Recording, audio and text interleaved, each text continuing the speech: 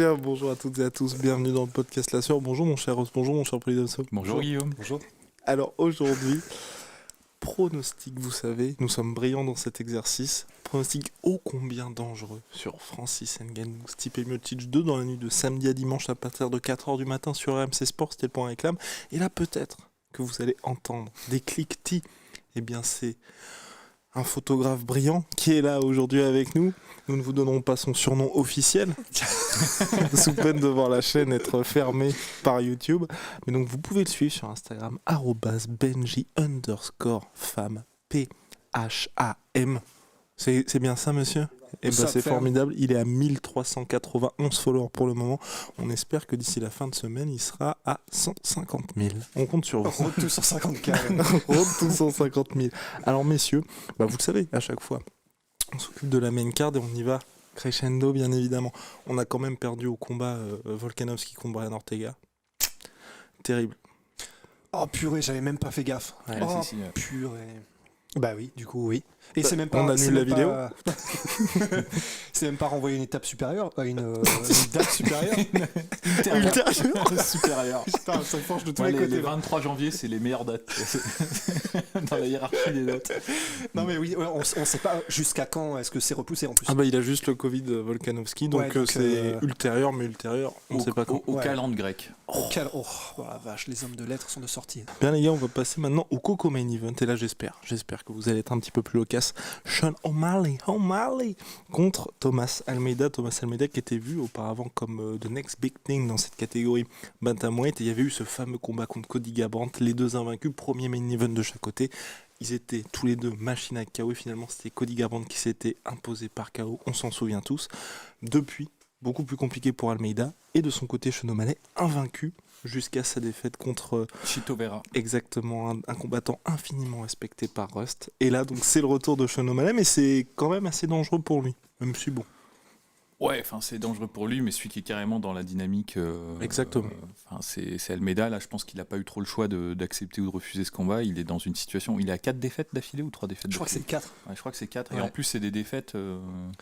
Il y a des KO dedans. Quoi. Mais c'est pour ça qu'il reste à l'UFC néanmoins, parce que c'est 4 défaites d'affilée, mais un peu comme Dan Hardy quand il en avait eu 4 d'affilée, c'est des défaites, mais c'est spectaculaire. Donc l'UFC est en mode 3 défaites consécutives, 4 sur ses 5 derniers combats. Ah, c'est ça. Ah, ok. Et moi j'aime beaucoup Almeida, mais il a vraiment, je pense qu'il a la dynamique, il a la philosophie trop. Il s'est enfermé. Mourir ou réussir quoi. Il a pas, il est encore trop dans la bagarre en fait. Ouais. Même s'il a des qualités techniques et que c'est, bien sûr, il a du savoir-faire, sinon il n'en serait pas là où il est. Mais il prend trop de risques. Il n'arrive pas à temporiser un combat, à installer un rythme où il peut vraiment, avoir une démarche stratégique. Il est trop berserker dans son approche. Et bon, c'est un sport quand même. Et vaut mieux avoir une stratégie, faut pas tout le temps se pointer avec l'esprit je vais y aller et si ça marche pas tant pis quoi.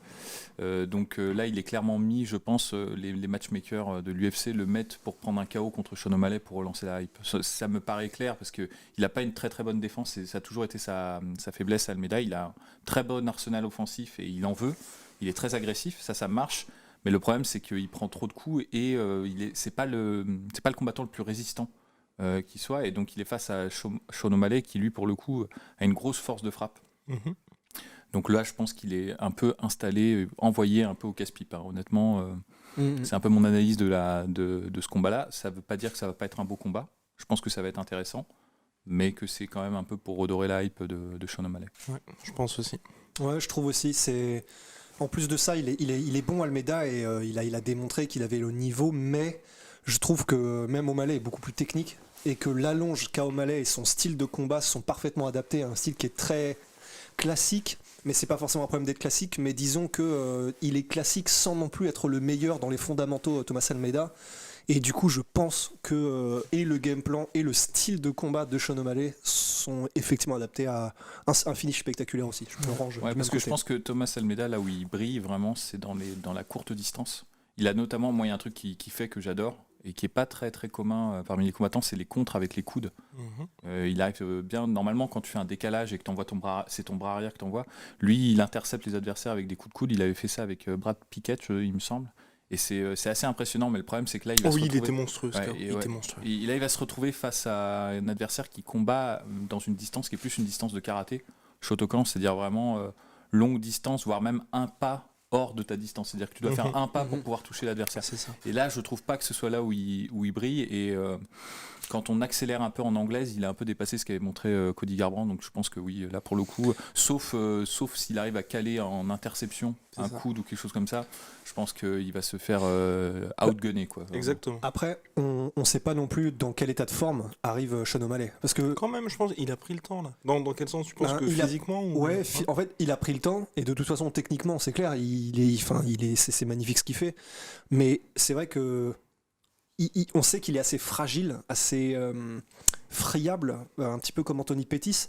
Donc ça n'empêche pas qu'ils sont brillants, mais je ne sais pas comment est-ce qu'avec de l'appréhension, en fait, c'est ça que je veux dire au niveau confiance, comment est-ce que va arriver Sean O'Malley, quoi. Je rejoins complètement Polydomso. Moi, je vois un petit KO de Sean O'Malley, fin de deuxième, début de troisième round. Et je pense que pour le coup, ça va être assez tranquille pour lui. Moi, la façon dont je vois, c'est qu'il va y avoir des coups des deux côtés quand même, parce qu'ils sont tous les deux très agressifs, mais surtout Almeida. Après, ce que tu soulignes sur la fragilité, c'est un point qu'il faut vraiment prendre en considération, parce que ce qu'a montré Chito Vera, c'est quand même un peu c'est une bonne tactique à employer contre un adversaire qui a le style de O'Malley. Les kicks, on le sait, c'est un peu surtout en contre, quand la personne justement rentre dans la distance de boxe. Les jambes sont là généralement et elles peuvent être cueillies. Il y a un combat qui, juste, je te laisse continuer, mais qui exprime, je pense, pas mal ce que tu veux dire, et qui est connu dans le monde du kickboxing, c'est Nicky Holzken contre Raymond Daniels, pour vraiment qui illustre exactement ce que tu es en train de dire. Ouais, exactement. Et en plus, on en a eu l'illustration avec Poirier contre Conor McGregor. Enfin, c'est un peu la méta actuelle justement de réponse à ce style, on va dire, de garde large et d'escrimeur, c'est les low kicks ou les calf kicks en contre quand la personne rentre dans sa distance de boxe. Mais il sera attendu là-dessus. Exactement, je pense quand même que c'est un peu ce qui a été exposé contre Chito Vera. Alors, j'ai toujours un doute parce qu'il faut pas prendre en considération ce que dit le fighter, il faut prendre en considération ce que dit son corner. Parce que les fighters, ils peuvent être un peu avoir une vision un peu différente et biaisée. C'est ça, parce que c'était une blessure qu'il avait citée. Ouais, Sean O'Malley, il avait un peu trouvé, il avait pas justement pris conscience, ou alors il n'avait pas accepté justement qu'il y avait une réponse qui avait été apportée à son style. J'avoue, c'est un point important aussi, ça. Voilà, mais bon, je pense quand même qu'il y a un corner, qu'il y a des entraîneurs qui, eux, ne sont pas dans la passion, ne sont pas dans l'émotion et qui vont justement trouver les armes en réponse. Et c'est vrai qu'Almeida, même si on ne l'a pas vu beaucoup kicker, c'est quelque chose qu'il sait faire. Il le fait, il fait surtout des high kicks et des middle kicks, mais il sait faire les low kicks. Bon, il a un background en Muay Thai, donc je pense que c'est présent. C'est une arme qui peut être utilisée. Donc bon, moi, je mets plus quand même ma pièce sur Sean O'Malley dans cette rencontre.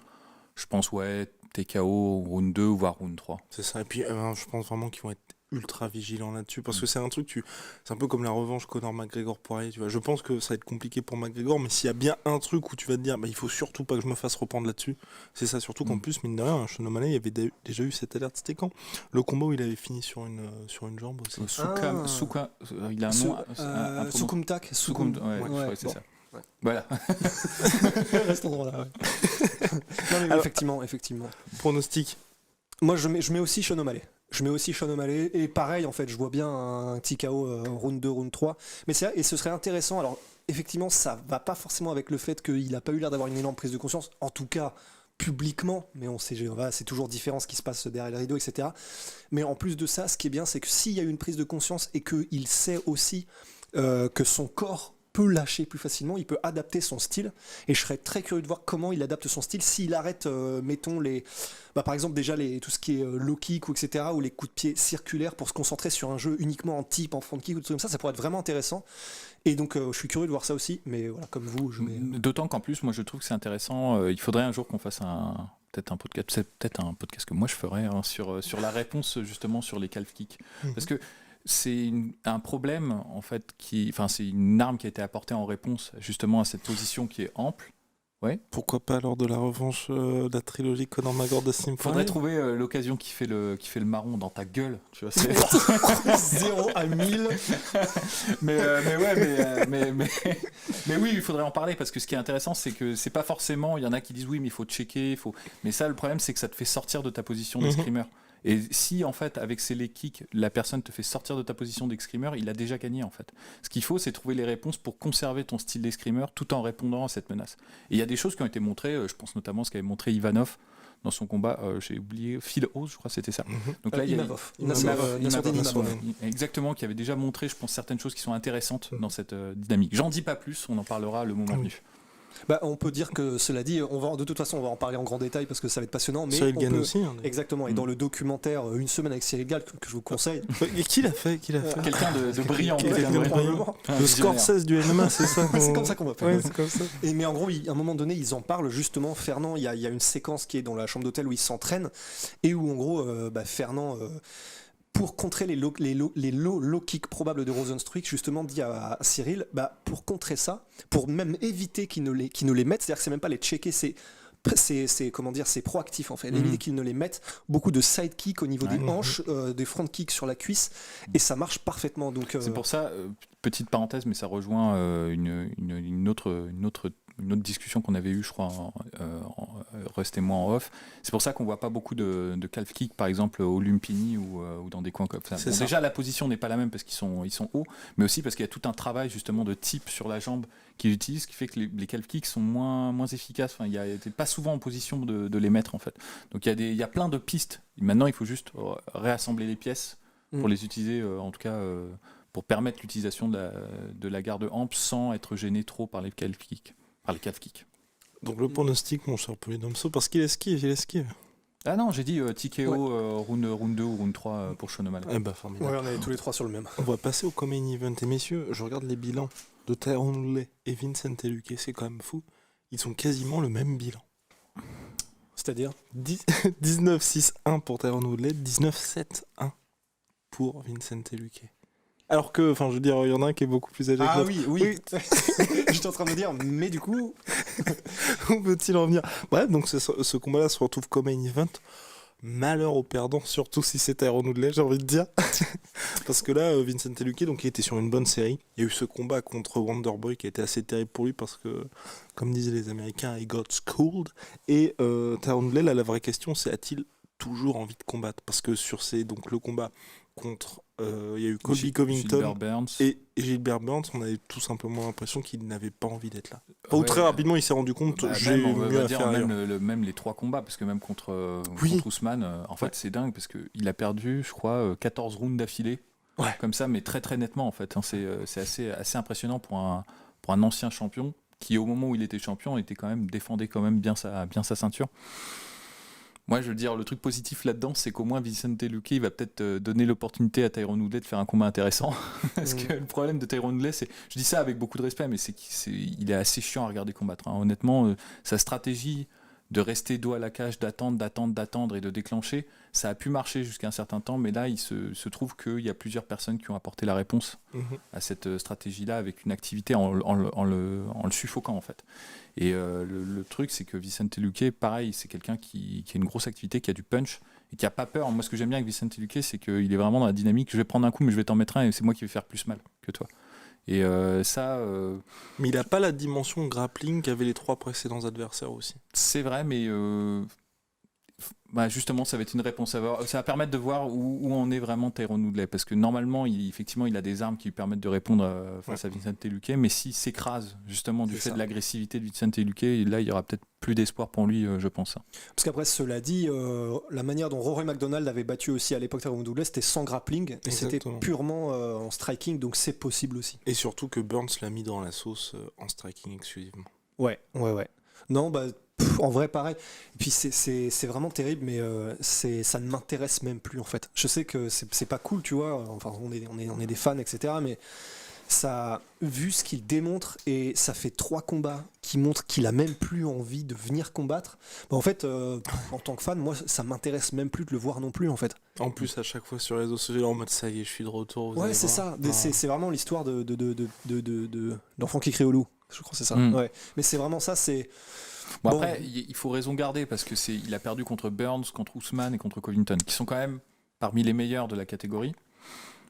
Justement, Vicente Luque, c'est un combat intéressant parce qu'il est bon. Hein, Vicente Luque, faut pas se formaliser à part sa défaite contre Stephen Wonderboy Thompson. Il était sur une série de 8 victoires, un truc comme ça. C'était impressionnant. Il est assez impressionnant et il combat bien. Et puis il va au charbon, quoi. J'aime bien cette dynamique-là. Et puis même contre Stephen Wonderboy Thompson. Coéquipier de Gilbert Burns.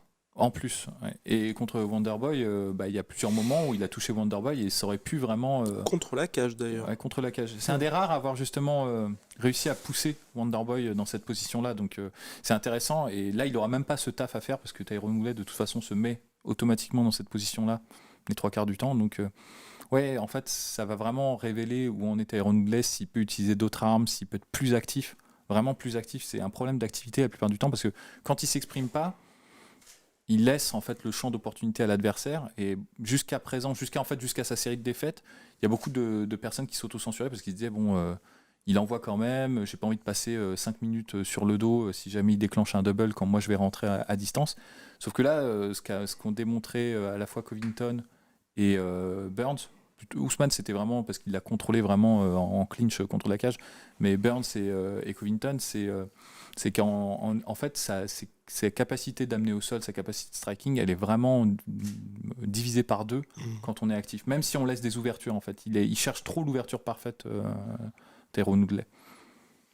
Alors messieurs, Ben. sachant qu'il a quand même des... Je vous coupe, mon cher. Je suis vraiment Non, désolé. t'inquiète. C'était pour dire aussi que mine Tyron Woodley, là, sur ses 2 derniers combats, à la différence d'Ousmane, où pour moi le combat Ousmane était différent des 2 derniers, mais là tu vois c'était vraiment criant qu'il cherchait à chaque fois. Même Dean Thomas il passait son temps à dire faut que tu sois quand même un petit peu plus actif. Donc là t'as un peu ce côté, soit il essaie d'être justement plus actif, quitte à perdre et se faire prendre, attraper quand même par Vincent Luque, ou alors il va subir le même type de défaite. Donc c'est quand même assez clair ce que Tyron Woodley doit faire. C'est très clair et en fait, c'est même à la place de ses entraîneurs, ça doit être assez délicat quand même. Parce que si c'était son entraîneur, tu dis la première fois que ça arrive, tu dis c'est vrai que le style n'était pas favorable, c'est vrai qu'il a été sous pression, machin, il a perdu sa ceinture. Mais une 2e fois et une 3e fois, en fait, ça doit être assez bizarre dans le vestiaire. En fait, c'est en mode à chaque round, il y avait la même instruction. Ouais. Un petit peu plus d'activité, s'il te plaît. Mais ça doit être terrible parce qu'avant le combat, tu peux être sûr que les entraîneurs doivent être en mode cette fois-ci, vraiment, t'y vas, un petit peu plus d'activité. Woodley doit être en mode ouais, bien sûr. Et si pour la 4e fois d'affilée, il se passe le même truc, au bout d'un moment, que faire, quoi? Que dire? Que dire Alors, messieurs, pronostic. Moi je vais aller avec Vicente Luque, mais c'est parce que j'ai envie que Vicente Luque gagne en fait. J'ai envie qu'on clôt le chapitre. Donc maintenant il n'y a même plus d'analyse, plus rien. J'aime bien Vicente Luque. Évidemment, c'est pour ça que je précise, parce que pour le coup... en mode retraite là. Ouais, mais c'est à la fois ce que je veux et je pense aussi que c'est ce qui va se passer. C'est-à-dire que Vicente Luque est quand même dans une meilleure dynamique. Alors effectivement, il y a toujours l'inconnu en grappling. Là, je pense que Tyron Woodley aura un avantage par rapport à ces 3 dernières rencontres où il était soit sur un pied d'égalité, soit carrément en désavantage. Donc c'est la voie de solution pour lui. Il pourrait gagner ce combat, c'est en 3 rounds en plus. Oui, voilà, c'est ce que j'allais dire. Attends, et juste une précision, les gars, les 3 derniers combats de Woodley, c'était des main events. C'était en 5 rounds. Ouais. C'était des main events en 5 rounds. C'est sa chance. Ouais, c'est sa chance. Donc honnêtement, c'est pas aussi... C'est important de soulever ça. C'est pas aussi... c'est pas aussi y a un baisé peu pour lui, tu vois. J'ai envie de dire, c'est pas aussi déprimant pour lui. Il peut vraiment gagner s'il a vraiment la bonne stratégie, si il a des voies de sortie. Maintenant, je mise plus sur le côté un peu nonchalant, je trouve, de Tyron Woodley qui m'interpelle. Alors là, on est vraiment dans de l'analyse de comptoir, c'est vraiment de l'immatériel, mais justement cette approche qu'il a, tu vois, de dire de toute façon j'ai déjà été champion. Tu sais, ça communique, ça transpire de sa personnalité, tu vois. On a l'impression qu'il n'en veut plus vraiment. Ouais. Donc effectivement, pris in abstracto le combat, moi j'aurais peut-être tendance à donner même Woodley. Vraiment, si on faisait abstraction de ces dernières sorties, j'aurais plus tendance à mettre une piécette sur Woodley. Mais là, dans la dynamique actuelle, dans la psychologie, et en plus là, il a affaire à un tueur, un mec qui en veut vraiment. Je pense qu'il va rester dos à la cage, il va peut-être avoir un takedown à un moment donné, il va se faire dépasser. Alors je le vois mal se faire terminer quand même, parce qu'il est dur à terminer, Tyron Woodley. Mais et quand il se fait terminer, c'est à l'usure. Du coup, là, en 3 rounds, ça risque d'être compliqué. C'est ça. Donc, après, ça se trouve, il peut avoir justement, comme c'est en 3 rounds, et il y a des grandes chances que ce soit... un run pour le titre, j'y crois pas, tu vois, mais en revanche, c'est vrai que si les limites qu'il a connues sur ces 3 derniers combats, c'était psychologiquement, parce qu'il se disait, j'ai plus la niaque, j'ai plus le style, en plus c'est 5 rounds, j'ai pas envie d'aller jusqu'aux 5 rounds, en plus le mec a un style où il travaille en volume, il a plus de cardio que moi, ça m'énerve, j'en peux plus. Au moins, là, s'il arrive en se disant, même si j'ai plus la niaque, j'ai plus machin, au moins c'est 3 rounds, les 2 premiers, ça se trouve, il va faire rien. Et le troisième va se dire, bah ouais, c'est bon, maintenant je peux y aller. Et peut-être que psychologiquement, le fait que ce soit que 3 rounds, il va. Ouais, non, c'est clair. Non, mais c'est Hop, une de possibilité. Hein. C'est quasiment du 50-50 pour moi, ce combat, honnêtement. 50 G's. Décision unanime pour notre cher Poyamsa. Ouais, je vais même dire split décision. Je pense que le combat va être un peu spécial. Je pense qu'il y a un peu ce que tu vas dire. Il y a peut-être moyen que sur les premiers et deuxième rounds, il y a un petit avantage en striking sur Vicente Luque parce que justement c'est lui qui va porter le combat et que Woodley il aura peu d'activité, enfin la typical Woodley. Et au troisième round, peut-être que Woodley va se rendre compte, en fait merde, il est droit, il est en face de moi, je peux l'amener au sol et il y aura peut-être un round full lutte. Où il va vraiment contrôler Vicente Luque. Donc, split décision, je vois bien un truc comme ça, moi. Ouais, bah moi je vais mettre Woodley qui après s'est fait dominer pendant 2 rounds, mais KO Vicente Luque au troisième. Ah, mais c'est possible en plus, hein. Ouais. C'est possible. Et ce serait beau. Ce serait beau, mais alors après c'est encore pire. Oui. C'est encore pire qu'est-ce que tu fais de Parce Woodley. qu'on est reparti pour au moins, je pense, décision unanime pour Vicente Luque. Bien, messieurs. Split décision unanime. Vous l'avez vu, c'est la revanche. Janvier 2018, Boston, Massachusetts, UFC 220. Les francophones sont présents. Main event, Volkanos Demir perd par TKO contre Daniel Cormier. Main event, tous nos espoirs sont là pour Francis. Même l'UFC poste un vive le Francis avec le drapeau de la France juste derrière. On y croit. Défaite malheureusement par décision unanime de Francis Ngannou face à Stipe Miocic qui confirme avec une nouvelle défense de ceinture.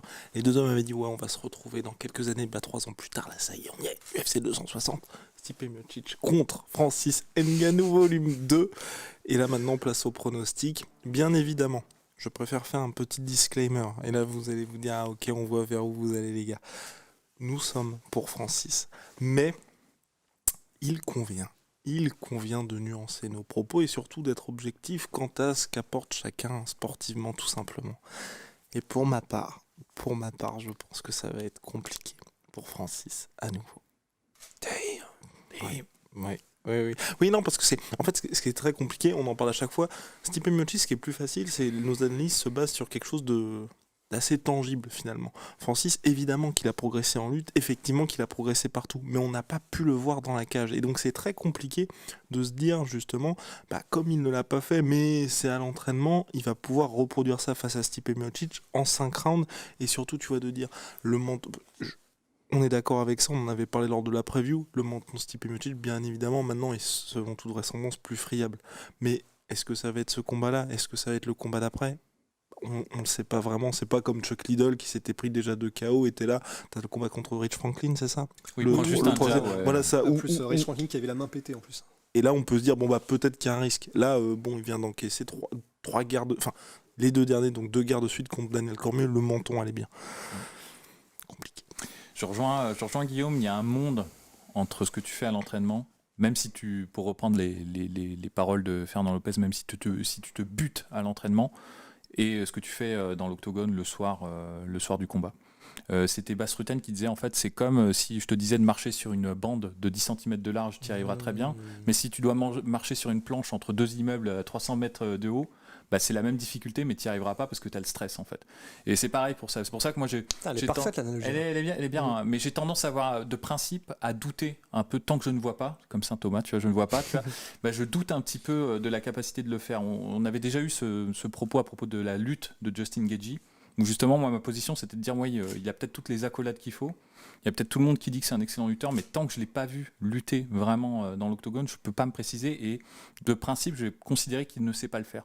Ma position de principe, ça va être celle-là.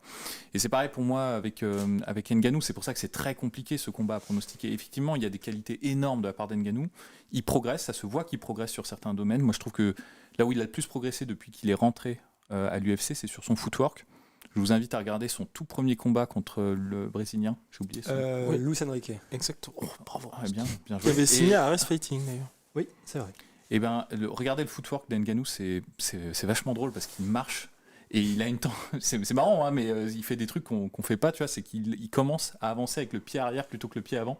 Donc c'est vraiment quand il shift. Non, c'est pas. Non, tu regarderas le combat, c'est normalement habituellement quand tu avances du pied avant, mais en fait, je pense que c'est pour vous montrer qu'il part de très très loin en fait, Ngannou, parce qu'il fait un truc qui est pas commode en fait dans le striking et 3 ou 4 combats après, on le voyait sur la pointe de pied faire du in and out et tout. Donc c'est impressionnant, il a énormément progressé très très rapidement. 12 combats à l'UFC désormais. Ouais, non, mais Ouais, c'est mine de clair. rien, ouais. Et il a des contres et tout, enfin vraiment il a progressé. En revanche, moi, sa lutte, sa capacité au sol et surtout sa capacité de réaction par rapport à un adversaire qui ne tombe pas face au premier coup, c'est surtout ça en fait le truc. C'est pas tellement la lutte en soi. Moi j'ai déjà vu en anti-lutte, on l'a déjà vu dans son premier combat contre Curtis Blade, il arrivait à stuffer des takedowns. Et puis même contre Cain Velasquez, mine de rien. Parce que l'uppercut qu'il met, c'est quand Oui, Cain tout à fait. Velasquez approche en grappling et tente un Exactement. takedown. Et c'est son jeu d'ailleurs d'intercepter les poids lourds quand ceux-ci veulent venir en clinch ou veulent faire une transition entre une attaque en ligne haute et arriver en contact en clinch. C'est là où il passe justement ces enchaînements. Moi, c'est plus cette capacité à durer dans un combat, à répondre à quelqu'un qui a une agression qui est construite et non pas une agression en première intention. C'est-à-dire Stipe Miocic, la force qu'il avait dans son combat contre Ngannou, c'est que il partait pas du principe genre je vais boxer, là je vais faire de la lutte, là je vais boxer, là je vais faire du kickboxing. Non, il mélangeait tout ça. Il arrivait en fait à fausser son intention et à déjouer en fait les contres d'Ngannou. C'est-à-dire qu'Ngannou, passé le round 1, il ne savait plus, à chaque fois, je répète à chaque fois la même chose quand je parle de ce combat, il ne savait plus si Stipe Miocic il allait faire un jab, s'il allait faire un low kick ou s'il allait faire une entrée en lutte. Et il était paumé. Et en fait, on voyait bien que du coup, ça désamorçait son contre. Il savait plus quand déclencher en fait son contre. Parce que normalement, un contre, quand tu le déclenches, c'est une fraction de seconde, c'est un crissement de cheveux. Tu vois un mouvement, boum, tu pars. Tu te dis pas juste ah là il attaque, donc là je vais me décaler, là je vais contrer. Non, tu prends déjà le coup si tu réfléchis comme ça. Donc en fait, dès que tu es faussé, que tu sais plus en fait quel signe physique va annoncer une attaque en ligne haute ou un takedown, c'est déjà niqué. Ton contre, il ne touchera plus, tu vois. Donc en fait, c'est ça la grosse inconnue que j'ai avec Ngannou, et je pars du principe que je sais pas, même s'il se bute à l'entraînement, même si c'est le meilleur à l'entraînement, je vais Et partir. puis même s'il a cette fameuse cacahuète magique qui fait qu'il va peut-être balayer toutes nos analyses. Exactement. Mais en tout cas, crochet. je pars du principe que je pense pas qu'il ait progressé sur ce sujet-là, dans un combat. Ben, en fait, moi, il y a plusieurs trucs qui rendent justement le combat intéressant. C'est-à-dire que même si on a toutes ces inconnues, en revanche, il y a une inconnue qu'on n'a plus, c'est le fait que si on veut parler Hollywood, etc., il avait des démons qu'il n'a plus. C'est-à-dire que le combat contre Miocic et le combat contre Derrick Lewis, ça c'est bon, je pense que ça n'arrivera plus jamais en fait. Il le sait, il l'a vécu, et je pense que du coup, ça nous assure au moins, même si rien n'est jamais sûr, mais ça nous assure au moins que là, l'approche qu'il aura pendant ce combat-là, vu ce qu'il a appris surtout avec Miocic, là l'approche qu'il aura, je pense, sera beaucoup plus adaptée et beaucoup plus intéressante et rendra le combat beaucoup plus compétitif, je pense, au moins sur les premiers rounds, je pense vraiment.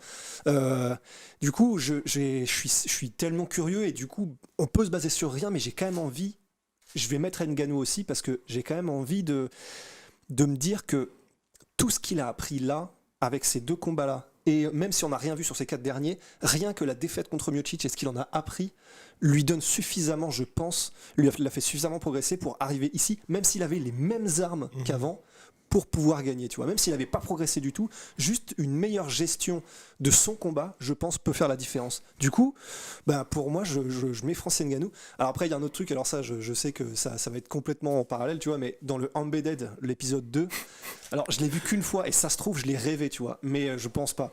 Il y a un moment donné, où il fait un enchaînement en kick au PAO. Alors évidemment, et en plus on est exactement dans ce que tu viens de décrire un peu, c'est-à-dire que oui, on le voit sur les PAO, ça veut rien dire, on a bien vu Ronda Rousey faire des super trucs au PAO, etc. Ouais. Mais mine de rien quand même, c'est-à-dire qu'il tente des trucs, si je me souviens bien, il fait à un moment donné un enchaînement où il fait genre 2 coups en anglaise, un low kick, et après son low kick, il shift, c'est-à-dire qu'il fait un low kick du droit, et après il laisse la jambe droite devant, et il fait, je crois, genre un jab high kick ou un truc comme ça. Enfin, vraiment une vraie combinaison avec des shifts dedans, vraiment grave intelligent dans les changements de niveau et tout.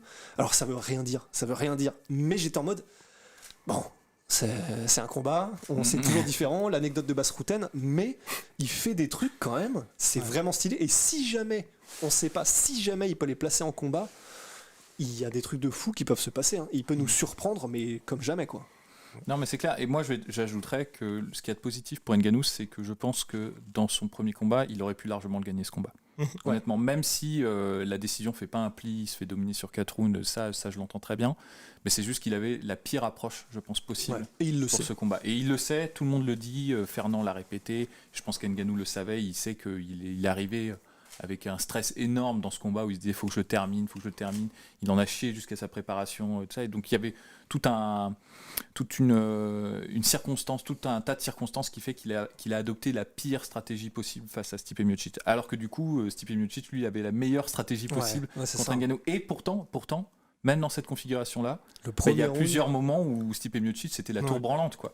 Donc c'est pour ça que moi je suis aussi positif, malgré tout ce que je viens de dire sur le. En fait, je faisais de la précision sur le fait des progrès. Je voulais souligner ce point parce que c'était important, parce que je le lis partout, ça, et ça m'énerve un petit peu quand j'entends des oui, vous croyez qu'il a pas bossé, bien sûr qu'il a taffé à mort. Je voulais vraiment adresser ce point-là parce que c'est un truc, franchement, qui pour moi est un peu une fausse. Enfin, c'est un faux point de. Enfin, c'est un mauvais argument, je pense. Tant que c'est pas appliqué dans l'octogone, je peux pas savoir en fait. Et on peut pas nous reprocher de partir sur en fait quelque chose qu'on n'a pas vu en fait. On peut pas. Et ça n'enlève rien du tout, évidemment, au fait qu'on est évidemment complètement d'accord pour dire que c'est évident qu'il a travaillé, bien mais sûr, comme un mais porc. De toute façon, on le sait. Sûr. Il n'est pas resté juste à donner des coups dans un sac pendant 3 ans, ça c'est clair. Donc voilà. Mais malgré tout, malgré le fait que je dis bon, on peut pas savoir vraiment s'il a progressé, même si on part 3 ans en arrière, même si et c'est pas le cas, c'est pas ce que je suis en train de dire, même si c'est le même Ngannou qu'il y a 3 ans, je pense que le Ngannou qui a 3 ans avait ses chances pour gagner. C'est juste qu'il avait adopté le mauvais truc. Et sa force, c'est qu'il a eu la démonstration totale qu'il avait adopté la mauvaise stratégie. Donc là, avec la bonne stratégie, ce que je dis, rester à distance, poussé par différents moyens, Stipe Miocic à rentrer en première intention en lutte, ça doit vraiment être sa stratégie, je pense. Par les low kicks, par les body punch, on en a parlé. Il y a plein d'armes qui sont disponibles pour lui et je suis sûr qu'il les travaille. Je suis sûr qu'il a un corner qui lui explique ce qu'il doit faire. C'est ce qu'il doit faire et je pense qu'il a ses chances pour gagner comme ça. De son côté, Stipe Miocic, moi je trouve qu'il y a quelque chose qui n'est pas bon pour lui, pas forcément positif dans l'approche de son combat contre Ngannou. C'est pas tellement qu'il l'a gagné une première fois, ça c'est plutôt positif psychologiquement, mais c'est surtout qu'il sort d'une trilogie contre Cormier, où il a fait un combat par an grosso modo, où c'était tout le temps contre Cormier. Et ça, généralement, par expérience, tu vois, c'est un peu comme Ken Velasquez qui a rencontré que Junior Dos Santos pendant je sais pas combien de temps, et que du coup, après, perd contre Verdum dans la foulée, quoi. Je pense que quand tu t'en viens à avoir une telle rivalité marquante, surtout il a 38 ans maintenant, Stipe Miocic, et que, je pense que psychologiquement, et que pendant 3 ans, il n'a pensé qu'à Daniel Cormier, à mon avis, c'est difficile de se reconditionner mentalement pour affronter quelqu'un, en plus qui plus est que tu as déjà battu facilement. Enfin, tu vois, dans la mentalité de Stipe Miocic, je crois que c'est ça en fait. Donc du coup, je pense qu'il n'est pas dans les meilleures dispositions psychologiques. Alors, c'est encore un peu de la fumée, plan sur la comète, mais je pense que c'est bizarre, ça va être dur pour lui, ça va être très compliqué de se remettre dans la configuration que j'affronte Francis Ngannou. Et ça, c'est là où Francis Ngannou, il a une chance à adopter. C'est peut-être que Stipe Miocic va prendre de mauvaises décisions. Parce que la stratégie que Stipe Miocic a adoptée contre Cormier sur ses 3 combats, elle n'a rien à voir avec celle qu'il a adoptée contre Francis Ngannou. Ouais, et entièrement raison, mon cher Polydomso. L'autre truc, moi, qui m'intrigue un petit peu avec ce combat-là, c'est que c'est vrai que jusqu'à maintenant, Francis, il y avait à chaque fois, pour gagner, le KO ou finir l'adversaire. On l'a jamais vu en gestion, et d'être dans une situation où tu vois les rounds passent, mais les rounds passent, mais on se dit il est en contrôle parce qu'il a gagné ses rounds, alors que Stipe Miocic il l'a déjà fait. Et c'est vrai que ça aussi, moi j'ai envie de voir à Ngannou, on se dit pas juste le round est passé, mais il a juste perdu le round, et ça veut dire que la stratégie de Francis ne fonctionne pas. Et ça aussi, il y a une approche qui est différente, parce que ce que Francis doit faire, si le combat, on va dire, s'il ne couche pas Stipe Miocic au premier coup, c'est avoir une stratégie où justement, tu vois, tu vas récolter les dividendes au bout de quand même plusieurs minutes, sinon plusieurs rounds. Ouais. Et on l'a jamais vu faire ça jusqu'à maintenant.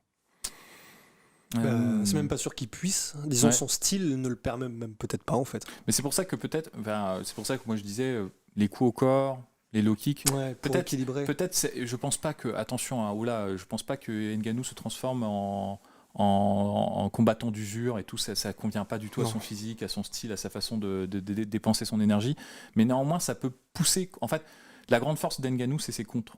C'est ça, c'est comme ça qu'il met KO ses adversaires, c'est les faire venir à lui en fait.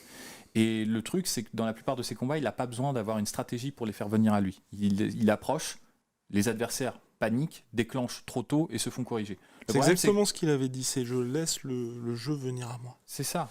Mais le problème, c'est que quand tu es face à un mec comme Stipe Miocic, le mec, il est trop fin, quoi. C'est un renard, quoi. Il va pas rentrer tête la première, tu vois. En plus, il a pas peur. il Parle panique pas. d'un art. Non, mais vous comprenez ce que je veux dire. Donc Ouais. il va désarmer ça. Il va désarmer le contre. Donc en fait, il faut que Francis Ngannou trouve une autre méthode que simplement sa présence physique pour faire venir Stipe Miocic à lui tel qu'il l'attend en fait. Enfin, c'est pas venir à moi avec 10 000 feintes et je sais pas comment il va arriver. Tu vois. Il faut qu'il le pousse à s'exposer. Et ça, c'est pour ça que les punch au corps, les low kicks, tout ça sont des armes qui vont permettre à Francis Ngannou de faire déclencher trop tôt ou dans une mauvaise position Stipe Miocic. Donc voilà, donc je voulais juste aussi peut-être, pour confirmer l'idée que j'avais développée sur le fait que Stipe Miocic a peut-être pas la meilleure préparation, disposition pour affronter Ngannou, c'est par exemple son poids. Est-ce qu'on va avoir en fait une information qui va être donnée quand il va faire sa pesée.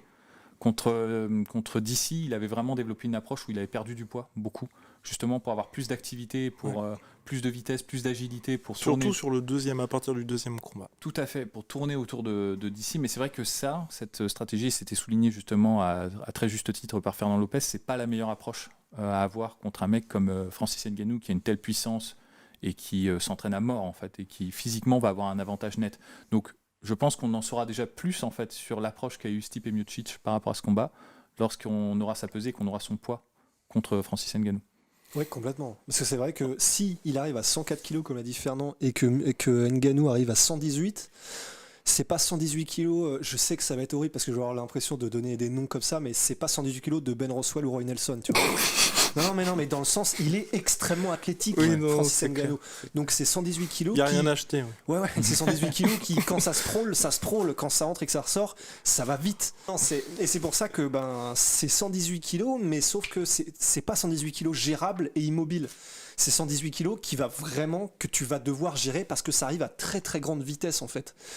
Et c'est pour ça que je suis très curieux aussi. C'est vrai qu'honnêtement, le premier sprawl, si jamais il arrive à sprawler Francis, je suis d'accord avec Fernand, ça risque d'être impressionnant en fait. Bah c'est clair, non mais on va être honnête, tu vois, tu vois, Francis Ngannou, il a un physique de Space Marine, quoi. C'est vraiment ça, tu vois. Non, mais c'est clair. Donc, effectivement, Stipe Miocic, il va devoir s'adapter. Et donc voilà, donc c'est super intriguant comme match-up pour tout ce qu'on vient de souligner. Et c'est pour ça que malgré tout ce que j'ai dit sur le fait que on ne sait pas vraiment, il y a beaucoup d'inconnus du côté d'Ngannou, mais je suis quand même plutôt du côté d'Ngannou sur ce combat. Même si, attention, si Stipe Miocic est favori, je le comprends tout à fait. Oui, et je crois qu'il est underdog, il me semble. Oui, il est encore à nous. Moi, je sais pas, j'aurais mis favori, tu vois, mais c'est très chaud. C'est très chaud entre les deux. C'est pas de beaucoup. sur le papier, étonnant. C'est étonnant. C'est la malédiction de Stipe Miocic. Il aurait été underdog vraiment toute sa vie, ce mec-là, alors que il a probablement, très honnêtement, entre parenthèses, un des plus beaux palmarès qui soit en MMA poids lourd. Enfin, franchement, en tout cas le plus beau à l'UFC. C'est clair. Puis même quand tu regardes ceux qu'il a affrontés, en général, franchement, pour moi, il tutoie sans trop de honte Fedor et tout ça. Honnêtement, je dis ça. J'écorne peut-être une légende, mais honnêtement, ce qu'il a accompli, c'est magnifique. Son seul problème, toujours pour moi, c'est qu'à part Francis, il a affronté personne dans son prime. Ouais, donc je disais juste un très beau combat, même s'il l'a pas gagné, mais qui pour moi témoigne de la grandeur de Stipe Miocic. Son premier combat contre Junior Dos Santos, où Dos Santos était encore le Dos Santos qu'on connaît, et c'est très accroché comme combat. Et justement, il a su, après ce combat, apporter la bonne stratégie. Alors même s'il combat un Dos Santos, j'en conviens, qui est amoindri par rapport au Junior Dos Santos de la grande époque, n'empêche que la stratégie qu'il met en place pour le battre, c'est la bonne stratégie adoptée contre Junior Dos Santos. Et c'est ça la force de Stipe Miocic, c'est que à chaque combat, il arrive tout le temps avec un bon game plan, ou alors il arrive à le trouver en cours de route. La seule fois où justement il avait un game plan qui, pour moi, m'a laissé perplexe, c'est son deuxième combat contre DC. Mais il a su trouver en cours de route une façon de contourner la difficulté. En fait. Et le troisième, il était très très bon. En contrôle. Donc c'est ça, c'est qu'il est toujours bien préparé. Et honnêtement, c'est un des meilleurs. Là, ça me tue un peu qu'il soit underdog contre Francis Ngannou. Pour moi, c'est le champion, il devrait être favori. Néanmoins, malgré ce que je viens de dire, le mec qui se contredit à chaque fois. Non, mais ce que je veux dire, pour moi, ça me tue qu'il soit underdog, mais ça n'empêche que, quelque part, dans ma position, je vais peut-être favoriser plus Francis Ngannou. Je suis juste étonné des paris. Non, mais c'est juste qu'il a toujours. En fait, c'est pas tellement par rapport à ce combat-là, c'est en général. En fait, il a tout le temps été underdog et ça me surprend, en fait. Enfin... Mais ça, du coup, ça fera une bonne adaptation cinématographique. L'éternel underdog. Alors, messieurs, pronostic. Bah, moi, du coup, je mets Francis par KO au deuxième round. Mhm. Ce qui serait super. Si on en parlait avec Rust et même Poidum, ce serait le scénario idéal parce qu'il aurait eu du temps dans la cage, enfin. Et je pense qu'avec ce genre de scénario, on fait OK, il a réussi à appliquer un bon game plan et à déjouer Stipe Miocic. Donc là, tac, tac, tac. Il coche toutes les cases. On rappelle quand même qu'il a 4 combats là, ces derniers 4 combats, il n'a pas dépassé, je crois, 45 secondes ou un truc comme ça. Enfin, c'est complètement délirant. Donc, à part confirmer que les mecs ont peur de lui, il n'y a pas eu grand-chose. Ouais, c'est difficile de dire. Ouais, moi, pareil, je vais pas parier contre Ngannou. Là, je fais une déclaration d'intérêt comme en arbitrage. J'ai des intérêts dans le truc, mais j'ai du mal. J'arrive pas en fait à parier contre lui. C'est terrible. Alors, je me gourre peut-être justement sur ce que je viens de dire sur le fait que je considère que Stipe Miocic sur le papier doit être le favori. Mais je sais pas. Moi, ce qui me fait plus peur dans ce combat, en fait, et j'ai plus peur que ça se passe comme ça, c'est qu'en réalité, Stipe Miocic s'écroule lors d'un échange, en fait. Ouais. J'ai vraiment peur de ça, enfin peur, dans le sens ça me frustrerait en tant que spectateur, et ça me frustrerait aussi en tant que fan, ça me frustrerait aussi en tant que fan d'Ngannou, justement, qu'il n'ait pas ce scénario magnifique où il arrive à déjouer Stipe Miocic et à montrer qu'il est un combattant complet, et qu'il a fait justement tous les progrès que pour le moment on ne fait que soupçonner en fait finalement. Mais j'ai peur qu'en fait ce qui va se réaliser, c'est plutôt qu'il va y avoir un échange au premier round, il va y avoir un accrochage et en fait Stipe va tomber et je pense aussi. Il va y avoir un arrêt de l'arbitre. Moi je vois bien ticket au round 1 en fait. Très honnêtement, c'est le scénario que je vois se réaliser en fait. Ouais. Idem. Je visualise un chaos de Francis Ngannou contre Stipe Miocic, mais je pense que Stipe Miocic va gagner. Et je pense que Stipe va... C'est compliqué, mais je vais plus aller vers une... Qu'est-ce que te dit ton cœur ? Mon cœur me dit Francis, mais après tu vois la raison, pour le coup. La raison te dit Miocic ? La raison me dit Miocic, mais d'un autre côté, en fait, la raison me dit Miocic, mais d'un autre côté, je suis en train de me dire 5 rounds pour Stipe, avec un Francis qui sera quand même beaucoup moins chien fou que la fois précédente, et on se souvient du 3e round où, mine de rien, la tête de Miocic a fait un peu Bill Bokeh. Je pense que tu vois là, un Francis qui est quand même bien moins cuit, il y a ce même coup là au 3e, c'est pas la même mayonnaise. Et je vois mal quand même Stipe tenir 25 minutes contre Francis. Enfin, mais Francis alors ? Ouais, je mets Francis alors, mais tu vois, j'exclus vraiment. En fait, j'ai vraiment. C'est ça qui est très compliqué avec ce combat-là, c'est que j'ai vraiment peur, tu vois. Je pense aussi à l'après et à nos pronostics légendaires, et que les gars, faut se regarder Francis. Non, mais moi, je vais dire, si c'était le Stipe près la trilogie d'ici, moi je mettrais Stipe. Honnêtement, hein, je préfère être transparent. Si c'était le Stipe qui n'a pas connu ces deux guerres et qui n'est pas justement psychologiquement là-dedans, dans le fait qu'il a dû affronter la même personne pendant 3 ans, quoi, en gros c'est ça, je mettrais Stipe gagnant par décision unanime, vraiment sans hésiter. Mais là, dans cette situation-là, avec un Francis qui revient et qui est en forme, et Stipe qui est un peu je pense honnêtement sur la fin de sa carrière, je pense pas il décline pas, combats, je pense. Mais je pense pas qu'il ait beaucoup de combats encore dans le réservoir. Et dans ce cas-là, moi, c'est ça qui me dérange un petit peu, mais je pense que ça va être très anticlimatique en fait comme combat. C'est la façon dont je vois les choses. Je pense qu'on va avoir un round et ça va pas nous en dire plus en fait sur Francis Ngannou. Et c'est à mon grand regret. Ouais. Francis Ngannou par KO au premier round. C'est mon pronostic. Il m'a convaincu. Polydomso m'a convaincu. La langue de velours. Ouais. On réagissait que sur ça par contre. Non, moi c'était par rapport à Django. Hey. Non, complètement. Mais mine de rien, je n'exclus pas quand même que Stipe Miocic soit solide quand même. Sorte la masterclass. C'est toujours une possibilité. Ouais, non, parce que c'est dans quel état va-t-il être ? Et puis, ouais, non, après, What's Next, c'est quand même intéressant parce que le vainqueur va affronter John Jones. Mais ça, c'est une autre histoire. On a terminé, messieurs ? Ouais. I think so. Et formidable, big shout out à My Sweet Protein, moins 38% sur tout My Protein avec le code la sueur. Venom, shout out Venom. Ouais, moins 10% sur tout Venom avec le code la sueur. À très très vite pour de nouvelles aventures, un podcast des enfers. Vous allez voir, il y a eu quelques coupures pour différentes raisons.